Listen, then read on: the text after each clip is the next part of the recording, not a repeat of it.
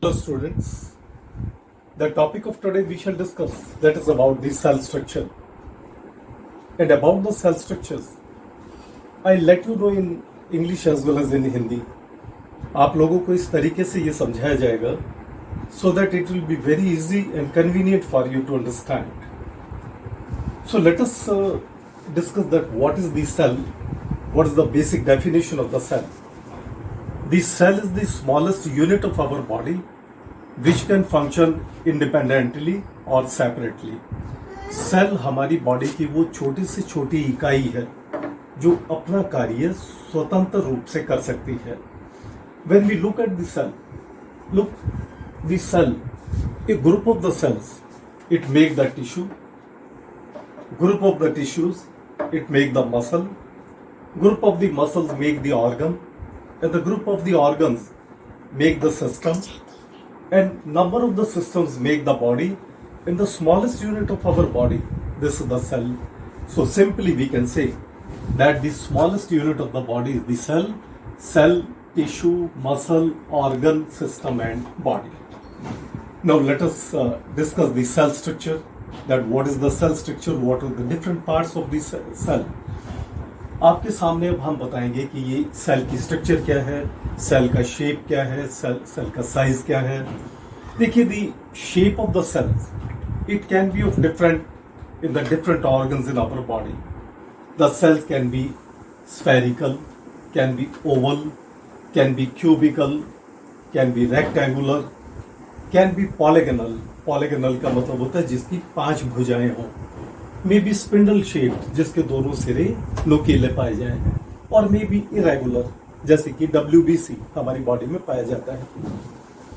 So in this way we can say हमारी body के अंदर अलग अलग शेप की डिफरेंट साइज, डिफरेंट हमारे ये सेल्स पाए जाते हैं. Then what is the size of the cells? The size of the cell, it starts from 7.5 microns to 300 microns. The smallest cell of our body is that is 7.5 microns. Largest cell of our body, that is 300 microns, that is the ovum. In this way we can say हमारी body का जो smallest cell है, that is the sperm. Largest cell, that is the ovum, which is 300 microns. sperm की size के बारे में 60 micrometres भी आपको मिलेगा कि ये भी यहाँ मेंशन है कि 60 माइक्रोमीटर्स इसका साइज पाया जाता है. After that we come to the cell structure. Look at the diagram. आप जब डायग्राम की तरफ देखेंगे तो आपको डायग्राम में सेल के डिफरेंट पार्ट्स दिखाई देंगे. हम आपको बहुत ही सिंपल तरीके से आपके सेल के 3 इंपॉर्टेंट पार्ट्स बताएंगे जिसका सेल मिलकर के बनता है. Number 1, that is called as the plasma membrane. सबसे पहला है plasma membrane. Number 2, that is called as the cytoplasm. Number 3 is the nucleus. अब इन तीनों के बारे में थोड़ी सी जानकारी आपको हम डिटेल में देते हैं. Number 1, the plasma membrane. Plasma membrane का मतलब है that this is the boundary wall of the cell. हमारे किसी भी सेल का, चाहे वो कोई भी किसी भी टाइप का, किसी भी शेप एंड साइज का है, उसकी बाउंड्री वॉल को बनाने वाली स्ट्रक्चर का नाम प्लाज्मा मेम्ब्रेन है, which is semi permeable membrane. Semi permeable का मेम्ब्रेन है which allows some of the materials to enter and some of the materials to go out. Means semi means जो कुछ मटेरियल को अंदर आने देती है और कुछ मटेरियल्स को बाहर जाने देती है. Then this is the elastic membrane. ये इलास्टिक मेम्ब्रेन होती है, लचीली मेम्ब्रेन, जो एज पर दी किसी भी फ्लूइड के या किसी भी सब्सटेंस के एंटर करने से ये सेल की शेप और साइज को भी चेंज कर सकती है. Then the second important part, this is the cytoplasm, जो सारे सेल के अंदर भरा हुआ पार्ट है. This is called as the cytoplasm. And this cytoplasm, this is the homogeneous granular substance. Homogeneous का मतलब होता है जो सारे सेल में एक जैसा पाया जाए. अगर हम इसको अपर पोर्शन में देखें या मिडल में या लोअर पोर्शन में, ये एक जैसी ही इसकी कंपोजिशन पाई जाती है. This is called as the homogeneous. Then the cytoplasm, अब आप देखिएगा एक वर्ड आता है प्रोटोप्लाज्म और एक है साइटोप्लाज्म। आपको इन दोनों के डिफरेंसेस भी समझना जरूरी है, because basically when there is present the nucleus and we include the nucleus also, then this is called as the protoplasm. When we take out the nucleus, without the nucleus the filled material is called as the cytoplasm. तो cytoplasm वो है जो जिसमें से nucleus को बाहर निकाल दिया जाए, और including the nucleus that is the protoplasm. Now about the cytoplasm, what does it contain? Number of the structures are present in the cytoplasm. अब इस साइटोप्लाज्म में आप देखिएगा बहुत सारी स्ट्रक्चर्स प्रेजेंट है. कौन कौन सी? नंबर 1 देखिएगा, सबसे पहली और important structure that is the centrosome. Centrosome which helps in the metabolism as well as जो सेल डिवीजन में मदद करती है, that is called as the centrosome. See the mitochondria, ये आपको देखिएगा ग्रीन कलर्ड स्ट्रक्चर से हमने अलग अलग दिखा रखे हैं. Mitochondria which is very very important for the cell. This is also called as the power plant of the cell and helps in the metabolism. तो ये हमारा एक बहुत ही important part है जिसका नाम है mitochondria. And number of the mitochondria these are present in the cell. ये कोई फिक्स नंबर नहीं है कि ये किसी सेल के अंदर इनका कोई फिक्स नंबर है. इट डिपेंड्स कि सेल के अंदर कितने माइटोकॉन्ड्रिया प्रेजेंट हैं. जितने ज़्यादा माइटोकॉन्ड्रिया प्रेजेंट होंगे, the cell will be more and more powerful. For example, our heart cells, हमारे मसल हार्ट की मसल्स के अंदर जो सेल्स पाए जाते हैं, they contain maximum mitochondria, so that is the maximum energy producing और मेटाबॉलिज्म के लिए रिस्पॉन्सिबल है जो, that this structure is called as the mitochondria. Then there is present the endoplasmic reticulum. ये रेड कलर की कैनाल लाइक स्ट्रक्चर आपने दिखाई है. This is the endoplasmic reticulum. This endoplasmic reticulum functions as a bridge between the nucleus as well as the plasma membrane.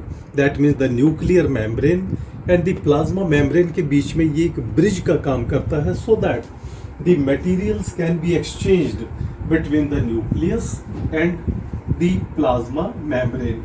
अगर कोई मान लीजिए कोई भी मटेरियल अंदर एंटर करेगा न्यूक्लियस के या न्यूक्लियस से बाहर जाएगा, तो वो एंडोप्लाज्मिक रेटिकुलम के माध्यम से जाएगा, कि थ्रू जाएगा, and it also helps in the metabolism.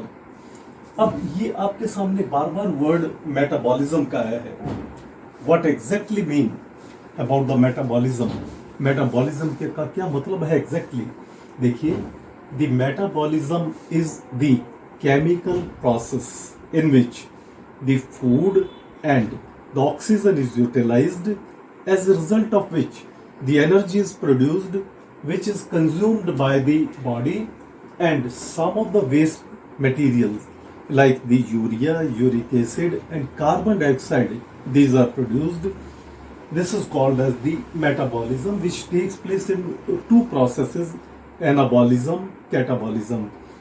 Metabolism शरीर के भीतर होने वाली वह रासायनिक क्रिया है जिसमें भोजन और ऑक्सीजन इस्तेमाल होती है और एनर्जी प्रोड्यूस होती है, तथा कुछ वेस्ट मटेरियल जैसे कि यूरिया और कार्बन डाइऑक्साइड प्रोड्यूस होते हैं, जिसे हमारी किडनी और लंग्स, फेफड़े बाहर निकाल देते हैं. अब ये स्ट्रक्चर जो आपको हमने बताई हैं, ये स्ट्रक्चर्स, इनको हम कहते हैं दी ऑर्गेनेलिस. ऑर्गेनेलिस मीन्स ये ऐसी स्ट्रक्चर्स हैं, ये देखिएगा जो हमने ब्लू लाइन से अंडरलाइन की हुई हैं.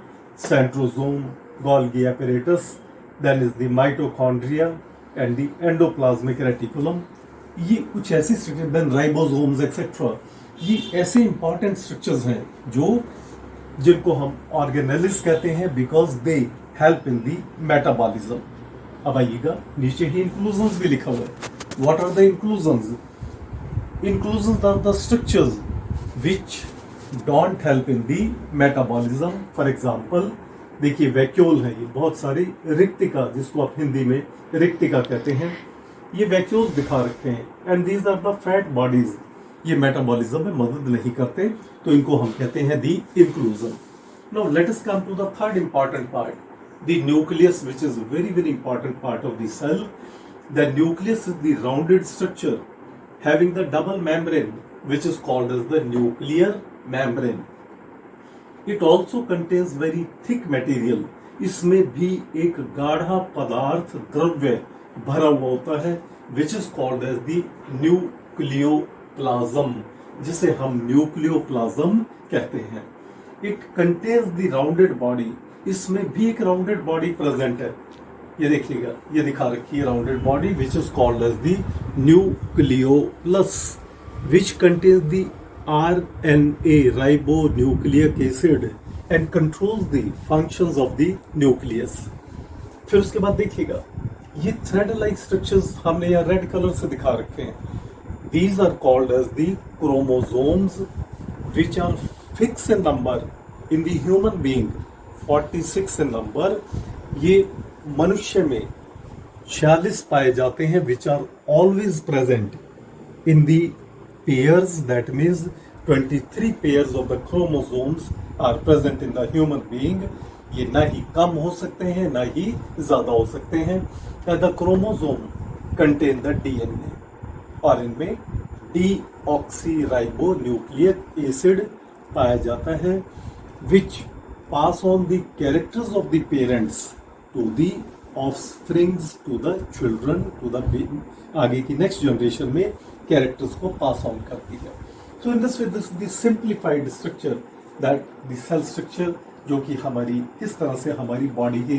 अब आप ये देखिएगा कि कोई भी हमारी बॉडी का कोई भी सेल है, उसमें 3 स्ट्रक्चर्स अनिवार्य रूप से पाई जाएंगी.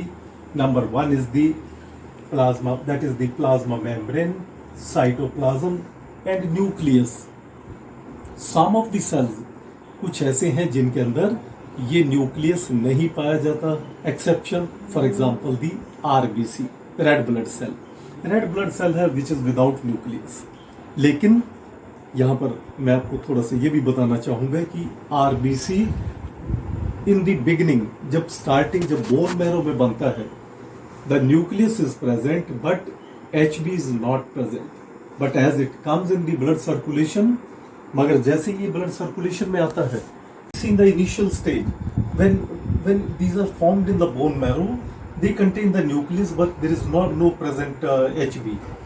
As it comes in the blood circulation, मगर जैसे ही ये blood circulation में आता है, the nucleus is lost, HB is gained. So in this way we can say हमारे सेल के ये तीनों ही एसेंशियल पार्ट्स हैं जो हर सेल के अंदर पाए जाते हैं. The plasma membrane, the cytoplasm and the nucleus. Thank you very much.